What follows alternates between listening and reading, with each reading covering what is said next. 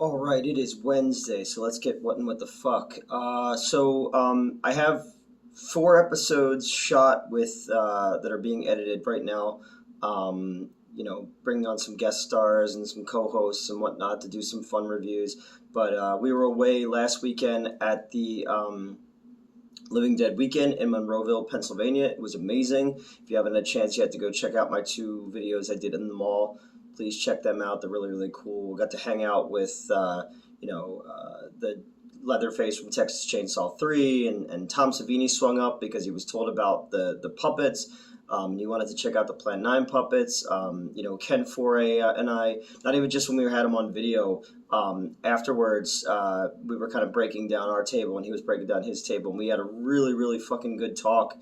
He gave me his info and stuff like that because it's been a dream of mine to work with certain people, and I'm almost in a position now where I can afford those people. So that's on the list of things to do. But it was such an inspiring fucking weekend too, to see like people buying the comic and people just being around like other creative people and just like talking about stuff and meeting people and all that. It was really, really cool. But today we are here to talk about the 1960 Mexican film La Nave de los Monstruos, or The Ship of Monsters.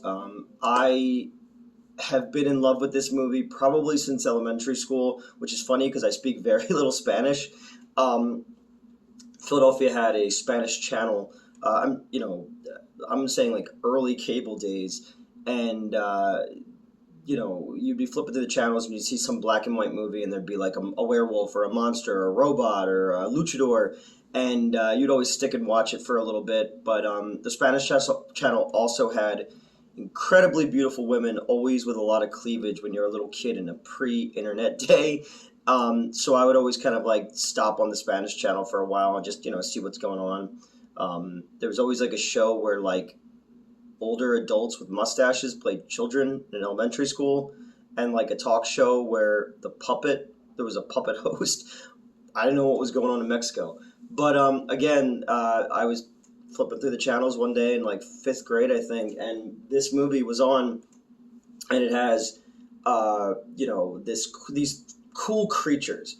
And the thing that really struck me about the monster, seeing it not really speaking the language, was just how neat these monster designs were. And there's like a saucer man with like a big brain, kind of proto, Mars Attacks, and there's like a skeleton guy, and there's a tarantula guy, and a big rock monster with Cyclops eye, and then you have these two beautiful women from Venus, because all the last man on Venus has died, and they need to go out and find new men. And I assume they all died of snoo, given that these women are just like tall and beautiful and in charge. So they're sent out into the galaxy Gamma and Beta to find men, to be the breeding stock for the Venusians. And the saucer man guy is from Mars, and that's got to be the greatest gig in the fucking world. Like they're not from your planet. You could just be like, oh yeah, I'm the king of Neptune, and then you just get to be like a sex slave forever. I'd be totally down with that, But then it's like, who does the legwork to make sure that parts fit? Maybe the Venusians didn't really think this through.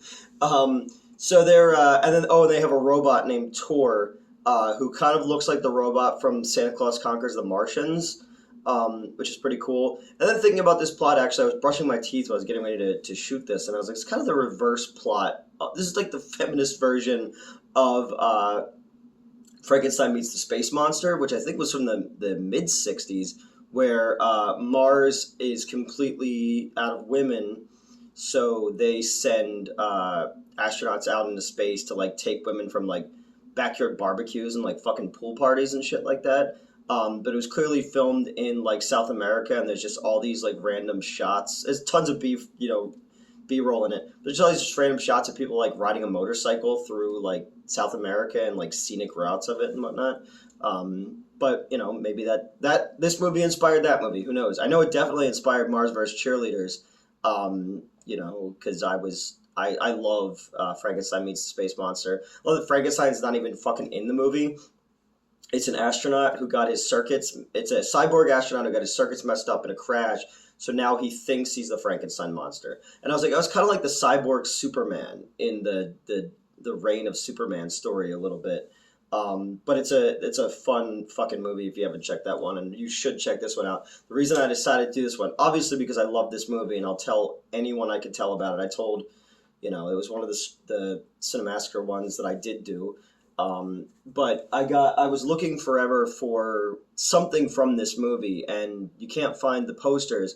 But this guy had the lobby cards up, and I got both of them. There's another one up here, and I just think it's so fucking cool to have a piece of original lobby art from this movie because so few people know it, which is weird because it's a giant. It was huge in Mexico, like even in 2015 or 2016. Kind of re-jogged my memory because Guillermo del Toro retweeted the picture with the Saucer Man and Beta, and they were both Ms. Mexico beauty pageant, and they're beautiful, and their ship with Tor has an engine problem, so they have to land in Mexico. And while they're in Mexico, they meet El Pepino, who was a Mexican singer and kind of Groucho Marx celebrity at that time, and he kind of teaches the women about love, and they get jealous. And he's funny. He's just like this fucking singing cowboy who like goes into bars and tells tall tales. And again, that's what like the Groucho Marx. It's like this quick dialogue, and that's probably what hurts the movie in the dubbing. When I finally saw a dubbed version of it, is you lose something in this guy's energy isn't quite there when it comes to the dub version of it. And it's funny, I finally found it on eBay in like the early 2000s through Lionsgate, and they released it with another movie that the El Pepino guy was in, but it didn't even have an English dub, so it was so centralized to Mexico. You could find it dubbed now, or subtitled now on YouTube, but I remember going to a place called the Pennsauken Mart when I was a teenager, and it was like an indoor flea market, like a really bad part of town. And it was in the same shopping center as a UA theater that became a Regal, which is one of the many theaters I saw Batman in '89 at. Like, saw a ton of movies there back in the day before like people stopped going there, and they built like a brand new theater next to it. But there was a store in the Pennsauken Mart that had like all kinds of fucking videotapes of just horror shit you've never heard of, and exploitation stuff, and friends of mine would go there because they would buy wrestling tapes, and I went with them the one day. I was like, oh, maybe I'll find some cool horror stuff. And the dude who owned it, he sort of looked like the giant fat monster in Blade that like they have to bring children to feed, and like he couldn't like come around the counter, so he would just point to things. But he had this whole section of like foreign horror and exploitation stuff, and that's kind of where I discovered like Hard Boiled and Bullet in the Head, like John Woo's stuff, or like a lot of the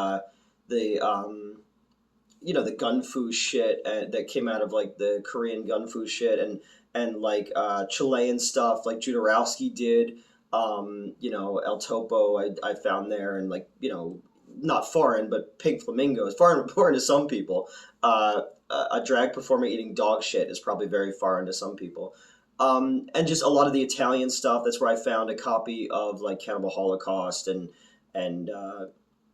Inferno and shit like that. That got smaller American releases. And just I remember stacking up on tapes, constantly going in there and just seeing shit that I'd never seen before. And it's where I found my first ever trailer compilation in there.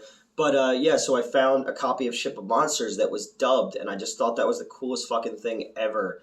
And I still have the tape actually. But this movie is just so much fucking fun. It's like the women start to get jealous over El Pepino, and and then you come to find out that fucking Beta is actually a vampire from Uranus. Like, this is in like the last act, and she frees all of the monsters because she wants them to serve her and conquer Mexico. So it's up to El Pepino, this like little boy who's always with him, their horses, and Gamma to fight back against the monsters.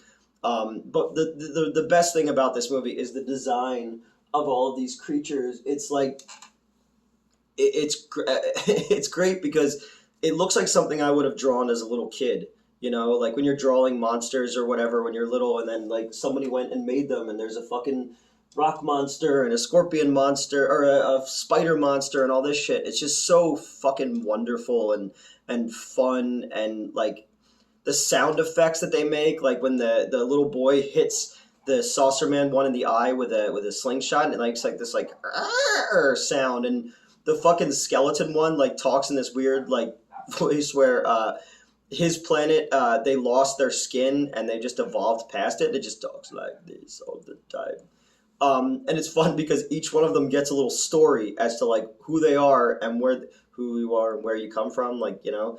And it's just like all this stuff is just stuffed into this movie. Oh, and then Tor, the fucking robot, falls in love with the jukebox at the cantina where Peppino goes to tell tall tales about like there was a planet, but they didn't have enough grass, so all the dinosaurs didn't get big enough, so they were little dinosaurs. I was like, oh, like the ones at the beginning of the Lost World. I have no interest in seeing the new Jurassic Park movie, so you're probably not going to see a review of that on here. Also, I don't know who knows this or not. I quit the movie theater. I'm just doing production full time now. We're doing more conventions. We're doing more features. We're doing more stuff for other people. And then the screenplays that I sold last year and the last few months, finally the money has come in. So I was able to, to not have my theater job anymore. And, not a minute too soon. So, and I still have enough friends who own theaters, so I don't have to pay for movies most of the time. But we're gonna be really busy this summer doing other shit. So I was like, yeah, you know what? I have enough savings right now where I can kind of go and do this stuff, and it's gonna pay off. Because November's the AFM, and we're getting offers to do shit. Just this weekend, a guy we met with, wanted my help in writing something, and they told me their concept, and I kind of gave them what I would do with it, and then they hit me back later, and I was like, you guys can go ahead and run with that. Just fucking put my name in it. That's all I ever want, so I'm not at the theater anymore. What were we talking about? Ship of Monsters. I love this movie so much. The tour and so now not going to see the new Jurassic Park movie. Yeah, I don't care. I just genuinely don't care. And I heard it's really dumb anyway. But so the robot falls in love with the jukebox, and his pickup line is, "Oh baby, what beautiful bulbs you have," And again, like I was saying, this any Mexican movie at that time period, you always watch it because it starts out as a Mexican wrestling movie like the El Santo films, or a Mexican mad scientist movie like Brainiac. But then at any point at all, fucking robots, mummies, and vampires can show up, and then all of a sudden, fucking vampire shows up in this one, And she was actually that model and actress was also in the El Santo one. I think it's First the Vampire Women. She played like the queen of the vampires in that one. Fucking beautiful, man. But just this movie, it's a Mexican horror, sci-fi, comedy, western musical. Like, you don't see that anywhere. And it has these fucking amazing creatures. Like, I would fucking love like little like action figures of these guys or something like that. And it's one I've gone back to a million times just because it's just like, it's fun. And I always just wonder why it didn't, aside from the dubbing, like maybe it wasn't Mexican enough. If you look at people who watch like Japanese movies, they want samurai, they want giant monsters, they want schoolgirls, or any country, when they see an exploitation movie, it has to be so derivative of what we believe that country is. And this one kind of had a different vibe to it. It was more in line with the kind of still atomic age science fiction horror comedy stuff that was coming out. So maybe it wasn't Mexican enough for international audiences, but like I said, it was a huge hit there. And I'm so fucking happy that I was just a fucking weird kid that would just sit and watch shit because it had sexy ladies and monsters in it. And I'm still doing that, but it just sat there not... In my head, I'm trying to figure out as a little kid, like, what the fuck is going on in this movie, but it's not really hard to figure out. Oh, and then Beta, is a vampire, she turns into a bat puppet, and then it flies, and Gamma jumps out of the way, and she gets impaled with a stick that just so happened to be laying there, so she dies. and then Gamma decides to stay with the Mexican cowboy, and just be there and in love and happy. And then Tor and the jukebox head back to Venus to tell them about love. And there's just a beautiful, hilarious scene. It was like a Mexican love song playing, and a stagehand is clearly moving the jukebox back and forth, and the robot and the jukebox are just dancing. And it's really really fun, man. It's got everything in it you could ask for. It doesn't have any wrestlers in it. It doesn't have Batwoman's not in it, or El Santo is not in it. There's no mummies in it, like the robot versus the Aztec mummy, which if you watch Mystery Science Theater you've probably seen before. Mexico had some cool shit, man. I mean, still does have some cool shit. It's discovering through that fucking video store, discovering Kronos and the Devil's Backbone, and then going, oh, well, that's the guy who's directed Blade 2, and you're like, oh, fuck, and then, Del Toro has become this massive filmmaking juggernaut. The Nightmare Alley was my favorite movie of last year, so, I'm so happy that, that this movie, I'm so happy that I fucking found these, man. Like, when they popped up in the auction, I was so like excited, and I know it's stupid, but it makes me so happy to have this thing that I loved so much, but I couldn't understand when I was a kid. But it always just stuck in my mind, the idea of like beautiful space ladies, monsters, comedic relief guys who are so fucking sure and full of themselves, and it's a really really fun movie. And if you haven't had a chance to check it out, I would say check it out. If you're Mexican, if you're Spanish, if you're do you know this movie? Was this a thing when you were growing up? Please let me know. Or is it something that you've seen before? Or I don't know. I think who did a review of it? I think one of the only other reviews other than the Cinemassacre one last year was like the Movie Bob, I think was his name. Somebody sent me, yeah, it's like 2016, I think was the video. I remember somebody sending me the clip or the review, being like, "Oh, it's that movie you never stop talking about," and I was like, "Oh yeah." So it's cool that other people have seen it, and it's nerdy and weird, and just one of those little things that I just fucking love having. And here's the other one. Yeah, there's the other one that I have there. The lobby cards. Kind of get a better look at it here. I'll my head out of the way.